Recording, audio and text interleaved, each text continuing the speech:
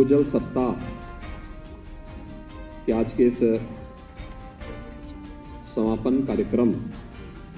में मंच पर उपस्थित प्रदेश के जल शक्ति मंत्री श्री स्वतंत्र देव सिंह जी, विभाग के राज्य मंत्री श्री रामकेश निषाद जी, प्रदेश के मुख्य सचिव श्री दुर्गा शंकर मिश्र जी, प्रमुख सचिव नमामि गंगे तथा ग्रामीण जलापूर्ति श्री अनुराग श्रीवास्तव जी, आज के इस कार्यक्रम में उपस्थित विभाग के सभी अधिकारीगण, भूजल संचयन और संवर्धन के विशिष्ट क्षेत्र में कार्य करने वाले विभिन्न संगठनों और संस्थाओं से जुड़े हुए सभी उपस्थित महानुभाव और भाइयों बहनों, मुझे प्रसन्नता है कि पूरे देश के अंदर जल की एक एक बूंद के संरक्षण के साथ ही जल के उचित प्रबंधन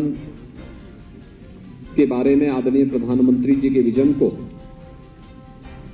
उत्तर प्रदेश सरकार प्रतिवर्ष भूजल सप्ताह के रूप में आयोजित करती है। 16 जुलाई से लेकर के 22 जुलाई के बीच में आयोजित हो रहे इस भूजल सप्ताह के दौरान 17 जुलाई को लखनऊ से 10 जनपदों की 550 ग्राम पंचायतों यानी 26 विकासखंड और 550 ग्राम पंचायतों के लिए भूजल रथ का शुभारंभ करने का भी अवसर मुझे प्राप्त हुआ और आज इस समापन समारोह में इस क्षेत्र में कार्य करने वाले विशिष्ट महानुभावों को सम्मानित करने का भी अवसर मुझे प्राप्त हुआ। मैं इस अवसर पर उन्हें बधाई देता हूं और भूजल के लिए कार्य करने वाले, जल संरक्षण उसके उचित प्रबंधन के लिए कार्य करने वाले उन सभी महानुभावों का जिन्होंने प्रत्यक्ष और अप्रत्यक्ष भागीदारी के माध्यम से इस कार्यक्रम को सफल बनाया है, उन सभी का मैं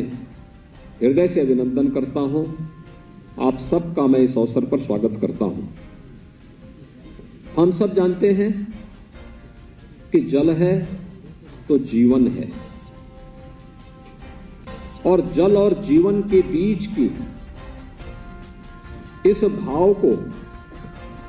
समझता हर व्यक्ति है, लेकिन उसके उचित प्रबंधन के बारे में जो प्रयास होने चाहिए उसमें कहीं ना कहीं वह व्यक्ति चूक जाता है। अनेक उपाय हैं,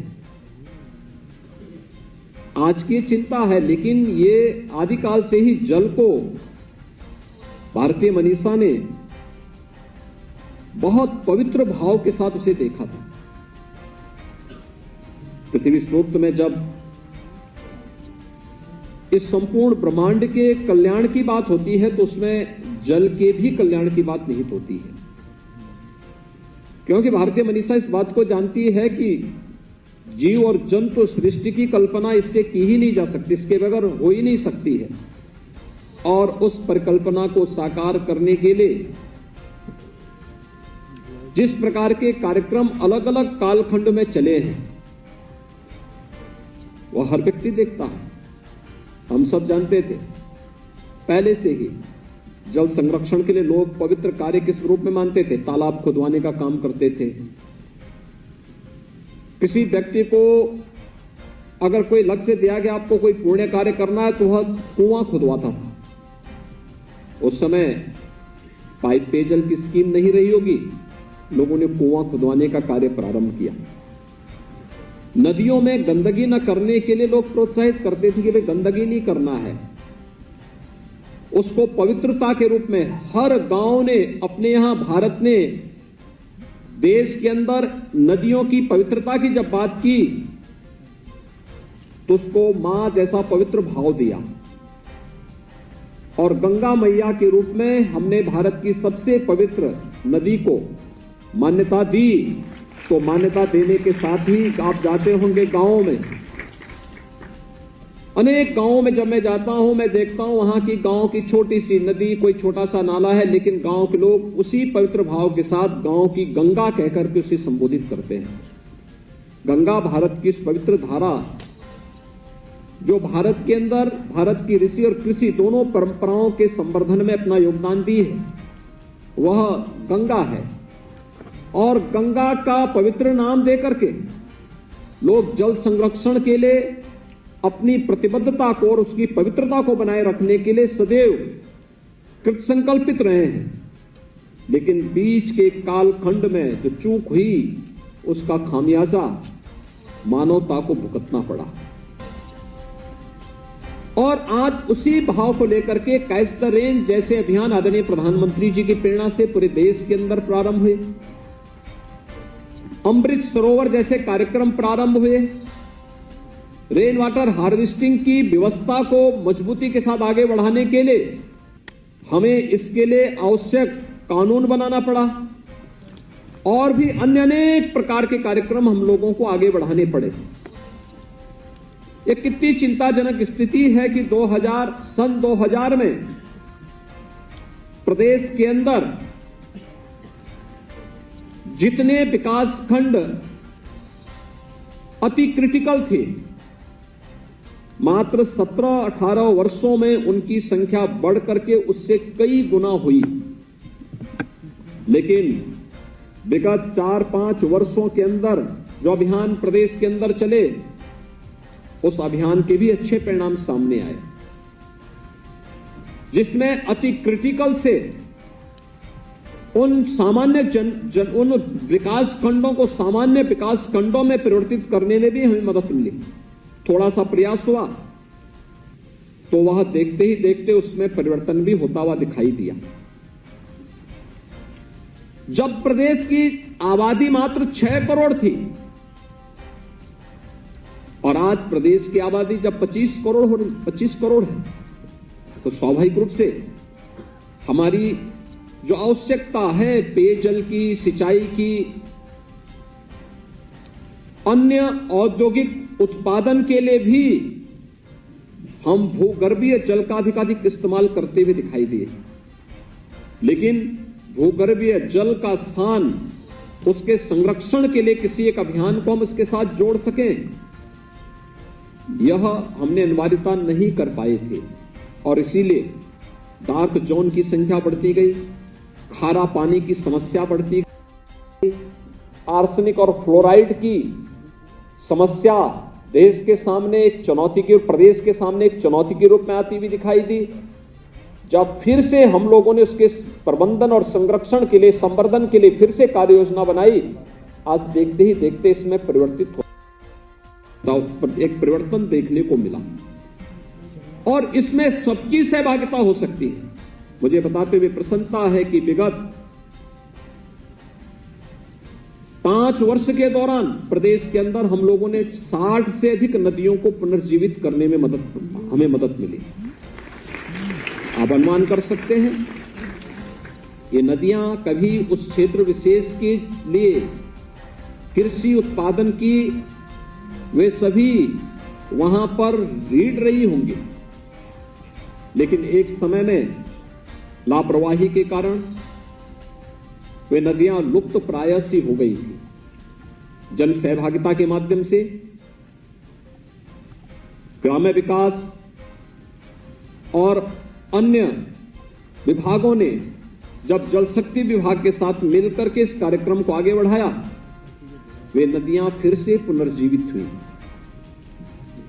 अमृत सरोवर बनाए जा रहे हैं।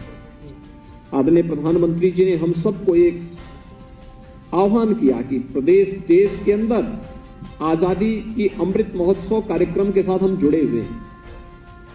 और आजादी का अमृत महोत्सव ये देश मना रहा है। आजादी के अमृत महोत्सव का मतलब इस देश ने अपनी आजादी को प्राप्त किए हुए 75 वर्ष पूरा करने जा रहा है। जब हम आजादी के 75 वर्ष पूरे करेंगे, उस अवसर पर वर्तमान और भावी पीढ़ी को देने के लिए हमारे पास क्या है।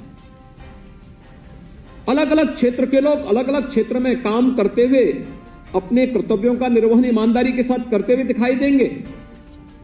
तो परिणाम हमारे सामने भी है। और उन्होंने प्रदेश के ग्रामीण क्षेत्र में भी और शहरी क्षेत्र में कहा था कि हम क्या हर जनपद में, ग्रामीण क्षेत्र में भी और नगरीय क्षेत्रों में भी क्या 75 अमृत सरोवर बना पाएंगे। और मुझे प्रसन्नता है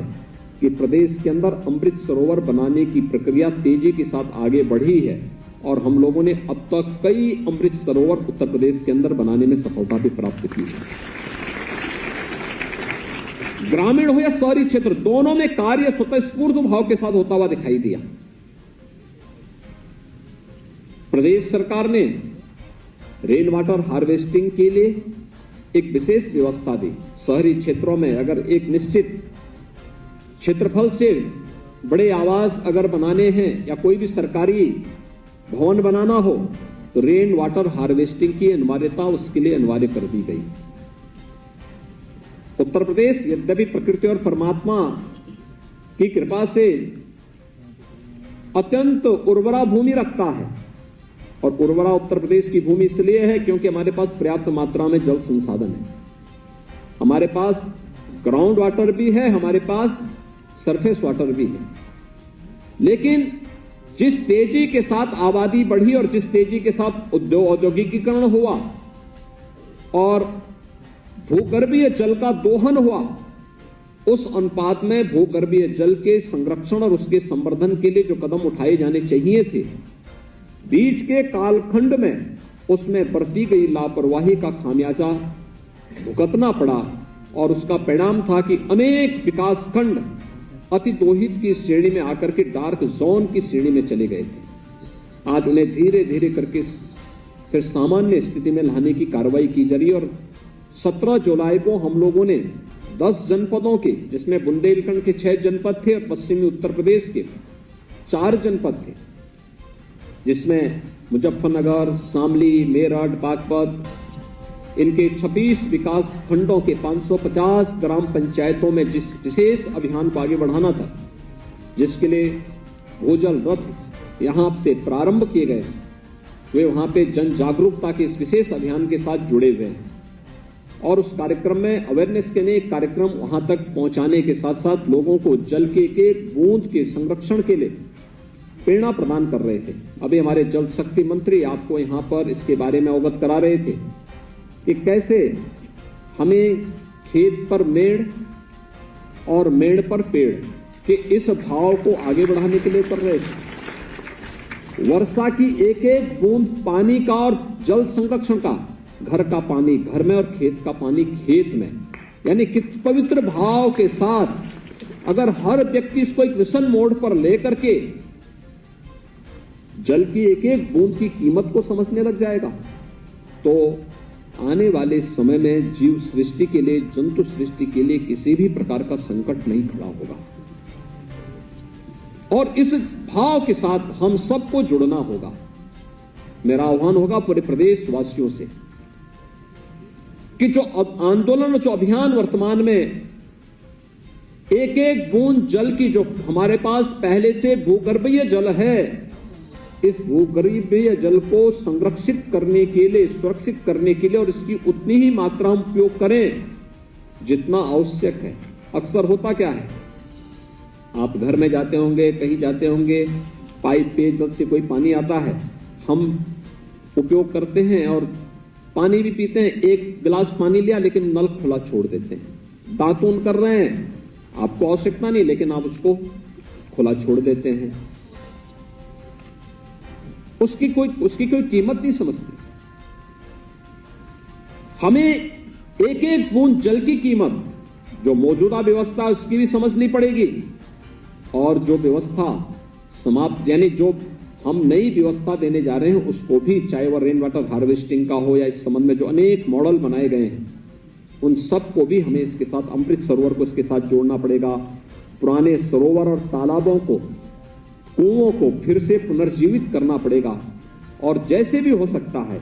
एक एक बूंद जल की अगर हम सुरक्षित करते हुए उसे संरक्षित कर सकेंगे तो भूगर्भीय जल की का जो संकट आएगा उस संकट से हम बच पाएंगे और उत्तर प्रदेश की जो भूमि सबसे उर्वरा भूमि मानी जाती है दुनिया के अंदर, उस भूमि की उर्वरता को जल संरक्षण के माध्यम से, भूगर्भीय जल के संरक्षण के माध्यम से हम बनाए रखने में हमें सफलता प्राप्त हो पाएगी। आज के इस अवसर पर भूजल के उचित संरक्षण और संवर्धन के लिए जिन संस्थाओं और महानुभावों ने यहाँ पे कार्य किया है, मैं उन्हें हृदय से बधाई देता हूँ। विश्वास व्यक्त करता हूँ कि उनके साथ अन्य अनेक संगठन और संस्थाएं भी इस दिशा में अपने स्तर पर प्रयास करेंगी। मेरा आप सबसे आग्रह भी है कि हम लोगों को इस दिशा में और अच्छे प्रयास किए जाने की आवश्यकता अभी है। आपने देखा होगा मानसून 1 महीने से ज्यादा लेट हुआ है और जब एकाएक आएगा तो उससे काफी वह वहां पर नुकसान भी करता है, लेकिन फिर भी हमारी पहले से तैयारी शासन स्तर पर तो हो रही है, विभिन्न स्वयंसेवी संगठन भी इसके साथ जुड़े हुए हैं, लेकिन अगर हम सभी लोग मिल करके, पूरा प्रदेश इसके साथ मिल करके इस अभियान के साथ जुड़ेगा तो हम इस पवित्र लक्ष्य को प्राप्त करने में हमें सफलता प्राप्त होगी। मैं एक बार फिर से भूजल सप्ताह के समापन कार्यक्रम के अवसर पर आप सभी महानुभावों से और प्रदेशवासियों से मैं यही अपील करूंगा कि वह भूगर्भीय जल के संरक्षण के साथ साथ वर्षा की भी एक एक बूंद जल को सुरक्षित और संरक्षित करने में अपना योगदान दें, जिससे जीव सृष्टि और जंतु सृष्टि को हम बचाने में अपना योगदान दे सकेंगे। आप सबके प्रति मेरी शुभकामनाएं। धन्यवाद। जय हिंद।